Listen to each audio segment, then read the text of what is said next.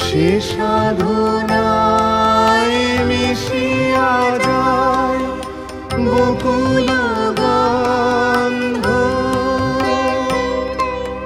সে সাধনায় মিলিয়া যায় কবির ছন্দ।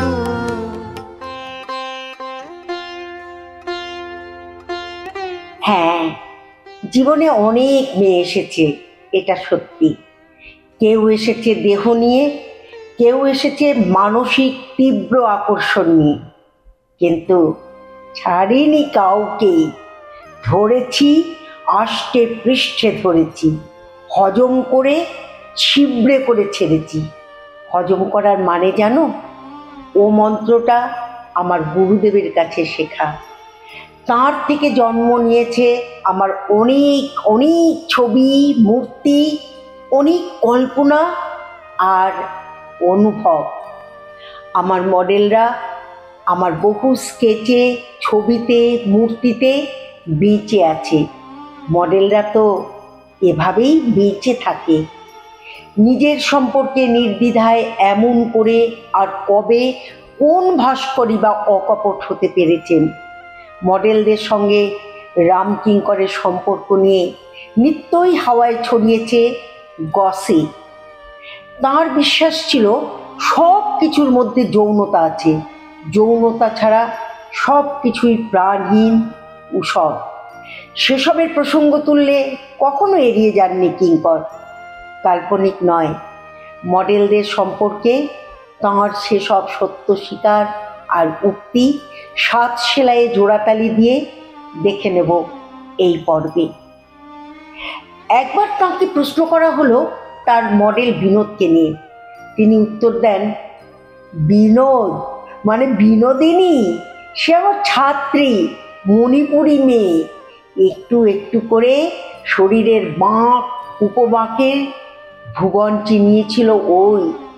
আলো অন্ধকারে ওকে ঘুরিয়ে ফিরিয়ে এঁকেছিলাম অনেক। একদিন চলে গেল। মণিপুরী ভাষায় একটি নাটকও লিখেছে আমাকে নিয়ে। অসমের মেয়ে নীলিমা, নীলিমা বড়ুয়া। নষ্ট হয়ে গেল ওর পোর্ট্রেট। আঁকতে আঁকতে কতবার যে রং লেগেছে শরীর থেকে শরীরে, সেসব কোথায় গেল? ভুল করেছি, তখন টাকার অভাবে ভালো রং কাজে লাগাতে পারিনি। মনে আছে এস্থার জয়ন্তী জয়াপ্পা স্বামীর কথা? মনে থাকবে না কেন? সে তো দক্ষিণী ছাত্রী জয়া, খুব ছিপছিপে ছিল। জয়া নামটা আমারই দেয়া, সুজাতা করেছিলাম ওকে মডেল করে। ভুবনডাঙ্গার খাঁদু, দীর্ঘাঙ্গী খাঁদু ফিরে ফিরে এসেছে আমার ভাঙা ঘরে। সুন্দর ছিল ওর ফিগার। প্রায় দুপুর দুপুর আমার একলা ঘরে এসে দাঁড়িয়ে থাকতো দরজার চৌকাঠ ধরে। এক কাঁখে থাকতো ছেলে, সে দুধ খেত মায়ের বুকের।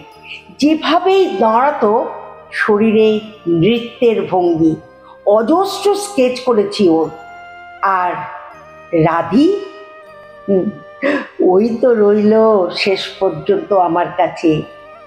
ওর সঙ্গে মেশা নিয়ে অনেকে আপত্তি করেছিল, ডেকে পাঠিয়েছিলেন বিশ্বভারতীর কর্তারাও। তাও ওকে ছাড়িনি, ও ছাড়েনি আমাকেও। আসলে রাধারানীর সঙ্গে আমার জড়ামড়ি সম্পর্ক।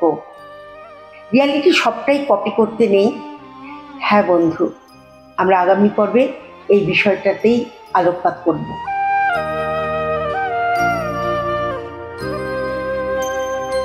আমি তোমার সঙ্গে বেঁধেছি আমার প্রাণ।